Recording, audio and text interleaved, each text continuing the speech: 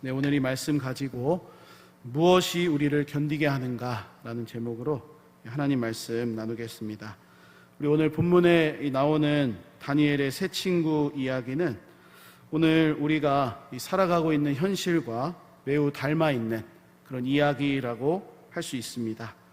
왜냐하면 이 바벨론이라는 거대한 제국에서 하나님의 백성이라는 정체성 그리고 믿음을 가지고 살았던 이 세 친구의 모습을 보면 마치 우리가 하나님의 자녀로 이 세상을 살아가고 있는 것과 비슷한 점이 많이 있기 때문에 그렇습니다. 특별히 오늘 본문인 이 다니엘 3장은 다니엘의 세 친구들이 느부갓네살이 세운 신상 앞에 절하지 않아서 맹렬히 타는 풀무불 가운데 들어가게 되는, 그래서 이들의 생명이 위태로운 그런 상황을 우리에게 보여주고 있습니다. 하지만 자신들의 생명이 위태로운 그 상황에서도 이 세 친구들은 하나님을 향한 믿음을 지키고 풀무불에 들어가는 것을 선택합니다. 왕이 세운 신상에게 절하지 않고 끝까지 견디면서 하나님 백성이라는 정체성을 포기하지 않는 것입니다. 우리 오늘 본문을 좀 보면 이 다니엘 3장 1절에서 6절까지의 이 배경이 나오는데 모든 사람이 모여서 신상 앞에 절을 하고 있습니다. 한번 우리 생각해 보시기 바랍니다. 모두가 거대한 신상 앞에서 절하고 있는데 이 세 친구만 절하지 않는 것입니다. 1절에 보니까 이 3장 1절에 제가 자막은 준비하지 못했는데 이 신상의 크기가 한 30m 정도 되는, 그리고 너비는 3m 정도 되는 엄청난 크기였습니다. 2절과 3절에 보니까 느부갓네살 왕을 섬기는 모든 관리들, 관원들이 모여 있었다, 그렇게 말씀하고 있고, 5절에서 보니까 모든 악기들, 온갖 모든 악기들이 소리를 내면서 지금 신상에게 모두가 다 절하고 있는 상황입니다. 혹시 이 눈치가 좀 있으신 분들, 눈치가 빠른 분들은 이 성경이 무엇을 강조하고 있다, 이것을 금방 발견하셨을 텐데 1절에서 이 5절 또 6절까지의 말씀에서 이 계속 반복되며 강조되는 표현이 있습니다.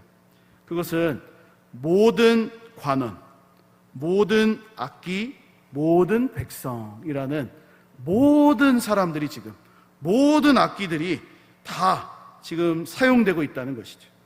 정리하면 모든 악기가 연주가 되고 있습니다. 엄청나게 웅장하겠죠. 그 모든 악기가 웅장하게 울려 퍼질 때에 모든 관원과 모든 백성이 모두 다 신상 앞에 절을 하는 것이죠. 그런데 딱 세 사람 절하고 있지 않습니다. 어떤 분들은 이때 다니엘이 어디 있었냐, 이 세 친구들은 절 안 했는데 그러면 다니엘은 절한 것이냐, 뭐 이렇게 질문을 던지시는 분도 있는데 이 성경은 여기에 대해서 이제 침묵을 하고 있습니다. 아마도 다니엘도 같이 절하지 않았거나 그랬음에도 불구하고 하나님께서 다니엘은 당연히 절을 안 했으니까 이 세 친구들만 지금 집중해서 기록하시거나, 아니면 다니엘은 지금 벌써 이 앞에서 왕의 꿈을 해석한 뒤에 다른 지방에 가 있었기 때문에 여기에 참여할 수가 없었다, 뭐 이런 해석들이 조금 있습니다. 어쨌든 중요한 것은 딱 세 사람만이 모두가 절을 하는 이 상황에서 이 절을 하고 있지 않았다. 한번 생각해 봤습니다. 제가 이 세 명의 친구와 같은 상황이었다면 엄청 갈등을 했을 것 같습니다. 모두가 다 절하고 있는데 절을 하지 않을 수 있다.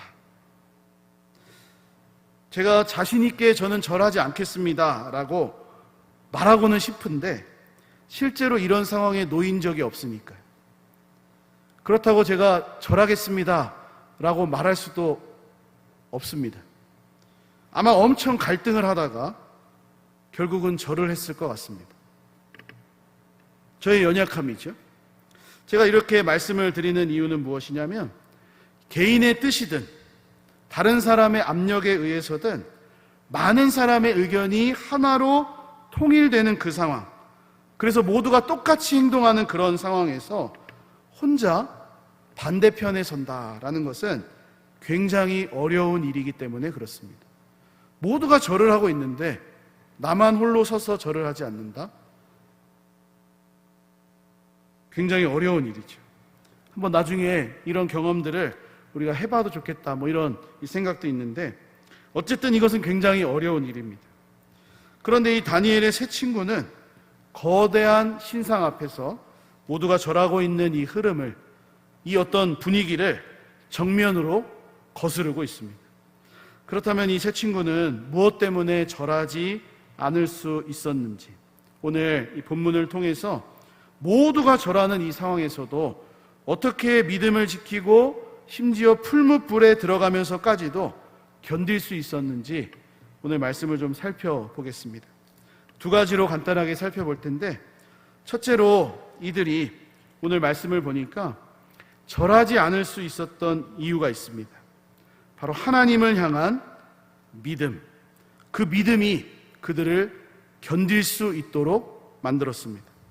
우리 요한일서 5장 4절에서도 이런 말씀이 나오는데, 하나님의 자녀들이 세상을 이길 수 있는 힘이 무엇이냐? 믿음이다 라고 말씀합니다.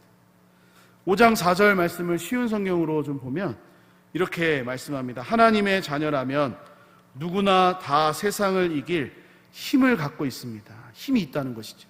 세상을 이길 수 있습니다. 세상에 대해 이길 수 있는 승리는 무엇이냐? 우리의 믿음에 있습니다. 이렇게 우리에게 말씀합니다.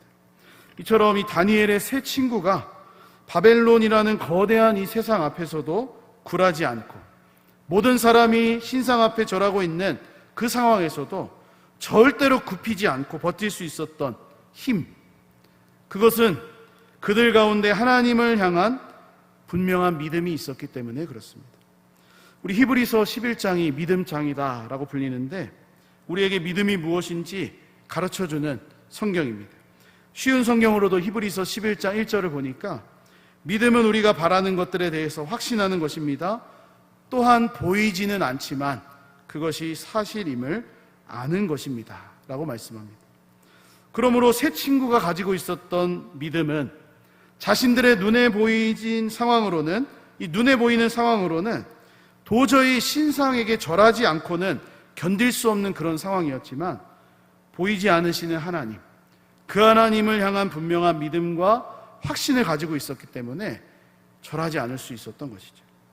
특별히 오늘 우리가 함께 읽은 본문을 보니까 이 세 친구가 눈으로 보고 경험하고 있는 최고의 권력자는 하나님이 아니십니다. 이 땅을 다스리는 최고의 권력자는 느부갓네살 왕이었습니다. 그러니까 자연스럽게 이 세 친구들이 두려워해야 하는 존재, 세 친구뿐만 아니라 모든 사람들이 그 앞에서 떨 수밖에 없는 존재는 느부갓네살이라는 것이죠. 심지어 느부갓네살의 입에서 나오는 말을 자세히 보십시오. 우리 15절 말씀을 다시 한번 보면, 느부갓네살이 이제 세 친구에게 이렇게 제안을 합니다. 이제라도 너희가 준비하였다가 나팔, 피리, 수금, 사면금, 양금, 생황 모든 악기 소리를 들을 때, 모든 악기들이 울려 퍼질 때 내가 만든 신상 앞에 엎드려 절하면 좋거니와, 지금 왕이 좋게 여긴다는 것이죠. 너희가 만일 절하지 아니하면 즉시 너희를 맹렬히 타는 풀무불 가운데에 던져 넣을 것이니, 여기 마지막 구절이 중요합니다. 능히 너희를 내 손에서 건져낼 신이 누구이겠느냐 하니, 느부갓네살의 입에서 지금 말이 나오고 있습니다. 지금까지 절하지 않았던 것은 넘어가 주겠다. 아까 방금 이 절하지 않았던 것은 넘어가 줄 테니까 이제라도 신상에게 절을 하라. 그러면서 질문하지요. 너희가 절하지 않으면 풀무불에 던져지게 될 텐데 과연 내 손에서 너희를 건져줄 신이 누구이겠느냐 묻고 있습니다. 실제로 세 친구의 눈에 보이는 이 현실, 눈에 보이는 상황은 어떻습니까? 자신들의 생명을 죽일 수도 살릴 수도 있는 이 느부갓네살 왕이었습니다. 그럼에도 불구하고 이 세 친구들은 눈에 보이지 않는 하나님, 우리 눈에 볼 수 없는 그 하나님을 향한 믿음을 가지고 있었습니다. 분명한 믿음이 있었기 때문에 능히 너희를 내 손에서 건져낼 신이 누구이겠느냐, 내 손에 너희의 생명이 달려있다라고 말하는 이 느부갓네살 왕 앞에서 17절에 이런 고백을 하는 것이죠. 왕이여, 우리가 섬기는 하나님이 계시다면 우리를 맹렬히 타는 풀무불 가운데에서 능히 건져내시겠고, 여기가 중요하겠죠? 왕의 손에서도 건져내시리이다. 아멘. 여기서 주목할 것이 이것입니다. 풀무불에서도 건져내시겠지만 왕의 손에서도 건져내시겠다라는 이 믿음의 고백입니다. 이 세 친구들에게 가장 위협이 되는 존재가 왕의 명령이고 왕의 손이지. 만약 왕의 이 마음이 바뀌어가지고 풀무불에 그냥 들어가지 않고 곧바로 그냥 친구들을 죽인다, 이 세 친구를 죽이고자 마음을 먹는다면 그것은 계속해서 이 친구들에게 위협이 될 것입니다. 하지만 그들에게는 왕의 손이 아니라 왕의 손에서 건져내실 하나님을 향한 이 믿음이 있었던 것입니다. 그래서 그냥 단순히 풀무불에게서만 건져내실 그런 하나님이 아니라 느부갓네살이라는 당대의 최고의 권력자의 손에서도 건져내실 하나님, 그 하나님을 향한 믿음의 고백을 하고 있습니다. 주 안에 사랑하는 여러분, 세상은 이와 같습니다.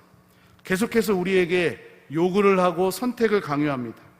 이 세상의 가치와 질서를 따라 살 것인가? 모두가 다 그렇게 살기 때문에 하나님을 믿는 성도라고 해서 그렇게 특별하게 살 필요가 없다, 그런 식의 논리로 우리에게 다가옵니다. 그런데 이러한 요구와 강요는 결코 가볍지 않습니다. 그냥 우리는 가볍게 듣고 넘길 수 있는데 마치 오늘 본문에 나오는 이 느부갓네살의 명령과도 같이 따를 수밖에 없는 강력한 요구로 우리에게 다가온다는 것이죠. 이때 우리가 이 세상의 요구와 압박에도 굴하지 않고 견뎌낼 수 있는 힘이 무엇이겠습니까? 하나님을 향한 믿음입니다. 무엇보다 이 세 친구들이 가졌던 이 믿음, 18절에서 한 걸음 더 나아갑니다. 아주 유명한 말씀이죠. 그렇게 하지 아니하실지라도 왕이여, 우리가 왕의 신들을 섬기지도 아니하고 왕이 세우신 금신상에게도 절하지도 아니할 줄을 아옵소서. 이렇게 말씀합니다. 이렇게 고백하는 겁니다. 그러므로 이 세 친구들이 가졌던 믿음은 풀무불과 왕의 손에서도 자신들을 건져낼 그 능력이 하나님께 있다라고 그렇게 고백할 수 있는 믿음이었지만, 하나님께서 그렇게 하지 않으셔도 하나님을 섬기겠다라는 확고한 믿음이었습니다. 하나님의 뜻을 다 알 수 없어도 그래도 우리는 하나님을 믿겠습니다, 그런 고백이라는 것이죠. 사랑하는 여러분, 우리에게도 이와 같은 믿음이 있기를 소원합니다. 그래서 정말로 우리에게 찾아오는 이 무서운 풍랑들, 또 때론 불과 같은 그러한 시험들, 이 세상의 요구와 강한 압박에서도 우리가 휩쓸리지 않기 위해서는 끝까지 이 믿음을 붙들어야 하고 이것을 간직해야 하겠습니다. 우리 예수님께서도 이 종말에 관해서 말씀하실 때에 세상에서 믿음을 보겠느냐, 이런 말씀을 하지 않으셨습니까? 가장 마지막 때 정말로 많은 시험이 오고 어떤 거짓 선지자들도 일어나고 어떤 하나님의 심판이 임하는 그런 때에 이 세상에 가장 이 요구가 심한 그때에 믿음이 아니고서는 감당할 수 없다는 것입니다. 그런 믿음이 우리에게 있어야 하겠습니다.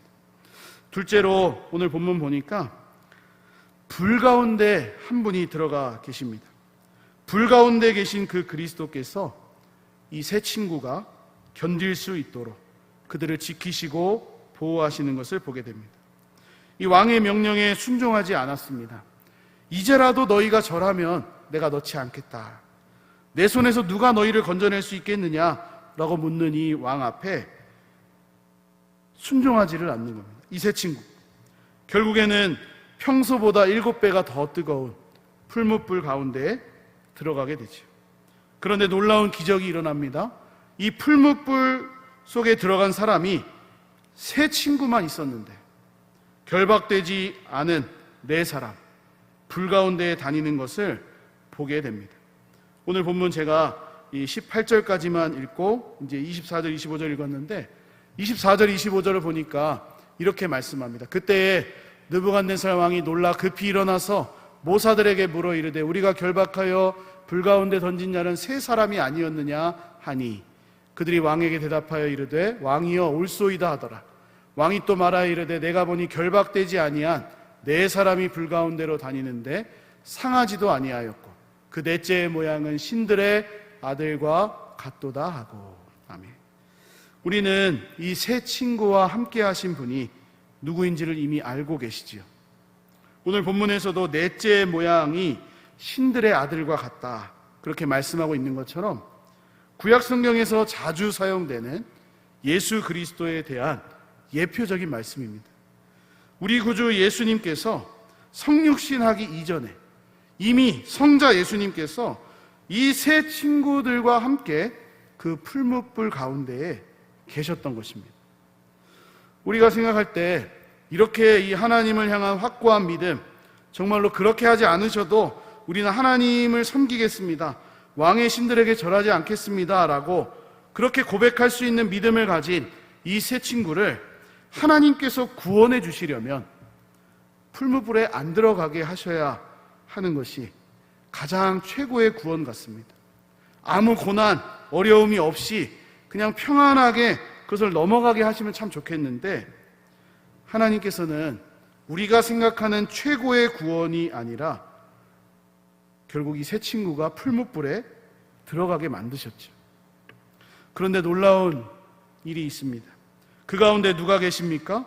예수 그리스도께서, 성자 하나님께서 그곳에 임재하셔서 그 불 가운데 함께 하시는 것으로 그들을 지키시고 구원하시는 것을 보게 됩니다.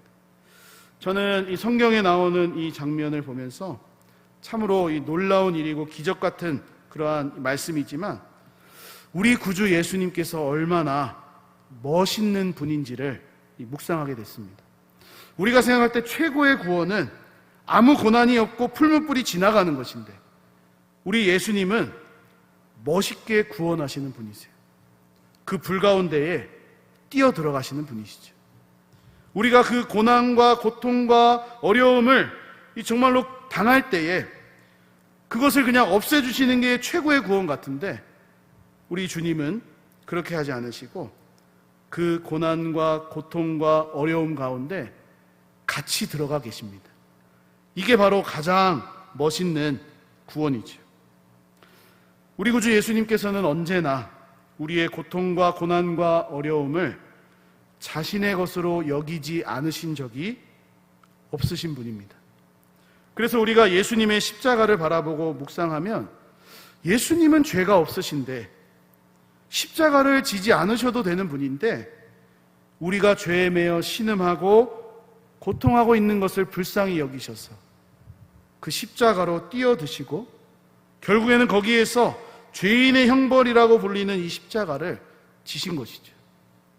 오늘 본문에서도 세 친구가 던져질 수밖에 없는 이 풀무불, 그런데 그 속에 예수님은 찾아오셨습니다. 그것처럼 우리 주님은 언제나 우리의 고난과 시험과 어려움 가운데 함께 하시는 주님이십니다. 그래서 히브리서 4장 15절은 우리에게 이렇게 말씀하지 않습니까? 우리에게 있는 대제사장은 우리의 연약함을 동정하지 못하실 리가 아니요.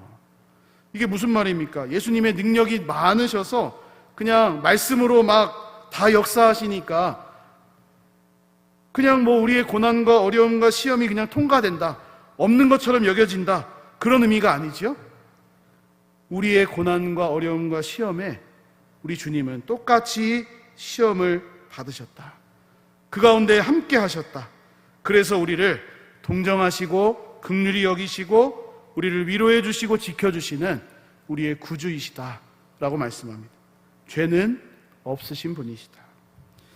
찬송가 이 450장 이 3절의 가사를 보면 이런 고백이 나옵니다. 불같은 시험 많으나 겁내지 맙시다. 구주의 권능 크시니 이기고 남겠네. 아마도 이 찬양의 가사가 오늘 본문에 나오는 이 다니엘 3장을 좀 가져오지 않았나, 제 개인적으로 그렇게 생각을 해봤습니다. 제가 찾아본 것은 아닌데 정말로 이 불같은 시험이 우리에게 많은데 우리가 겁낼 필요가 없다는 겁니다. 구주의 권능이 크시다.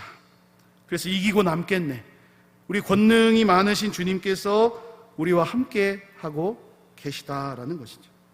이런 시험과 어려움 속에서 건딜 수 있는 이유는 우리 구주 예수 그리스도의 도우심이라는 그런 찬양의 고백입니다. 고난이 없어서 견딜 수 있다는 말이 아니죠. 고난 가운데 함께 하시는 그리스도가 계시기 때문에 견딜 수 있다는 것입니다.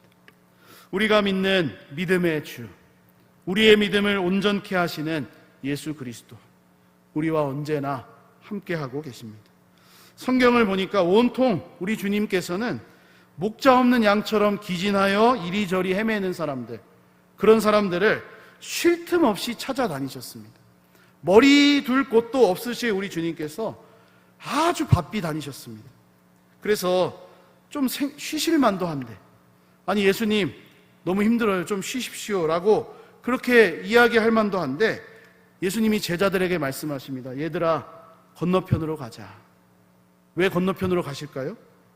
건너편에 귀신 들려 고통받고 있는 그 영혼을 구원하시기 위해서, 회복시키시기 위해서 우리 주님은 정말 부지런히 이 땅에 계실 때에 수많은 환자들, 귀신 들린 자들, 고통받는 자들을 치유하시고 고치시고 회복을 시켜주신 거죠. 우리 주님의 모습이 바로 그런 모습입니다. 사도행전에서도 우리 예수님을 믿는다는 이유로 핍박을 받던 교회, 성도들이 있었습니다. 그런데 예수님 그곳에서도 함께하고 계셨죠. 사도행전 9장에 보니까 이 사울이 예수님 믿기 이전에 예수님을 믿는 자들을 핍박하기 위해서 잡으러 갈 때 예수님 말씀하시지 않습니까? 왜 나를 박해하느냐? 왜 나를 이렇게 힘들게 하느냐? 사도행전 9장 4절에 사울아 사울아 네가 어찌하여 나를 박해하느냐 하시거늘. 이처럼 우리 구주 예수님은 언제나 하나님의 자녀들 우리와 함께하고 계십니다. 특별히 우리가 고통 중에 있을 때, 불 가운데로 지날 때 그냥 건지시는 것이 아닙니다. 그 속에 함께 들어와 우리를 지키시고 보호하시고 우리가 견딜 수 있도록 하시지요.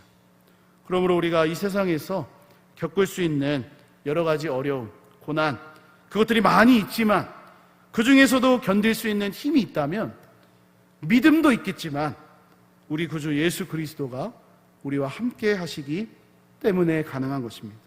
마태복음 28장 20절에 우리 예수님 말씀하셨습니다. 볼지어다 내가 세상 끝날까지 너희와 항상 함께 있으리라. 말씀을 마무리하고 정리를 하겠습니다. 이 세상은 언제나 우리를 위협하죠. 하나님의 자녀들이 이 세상의 흐름과 가치관에 떠밀려 살도록 우리를 압박합니다. 선택을 강요합니다. 모두가 다 그렇게 하니까, 심지어 예수님을 믿는 사람들도 다 그렇게 하니까 너도 그렇게 살아도 괜찮다, 한 번쯤은 저래도 괜찮다라고 이야기를 합니다. 그런데 하나님의 자녀인 우리는 이 세상의 요구에 반응해서는 안 되겠습니다. 오늘 본문에서 보여주고 있는 이 세 친구들의 모습을 따라서 견디고 인내하면서 믿음의 길을 끝까지 걸어가야 하겠습니다. 오늘 두 가지로 우리가 이 세상의 물결에서도 견딜 수 있는 힘에 대해서 잠시 말씀을 생각해 보았는데, 하나는 믿음이었고 다른 하나는 우리와 함께 하시는 예수 그리스도였습니다. 우리에게 견딜 수 있는 이 두 가지가 있다는 것을 우리가 날마다 기억하면서 하루하루 하나님의 자녀로 이 세상과 맞서 승리하며 살아가는 우리의 삶이 될 수 있기를 예수님의 이름으로 간절히 축복합니다.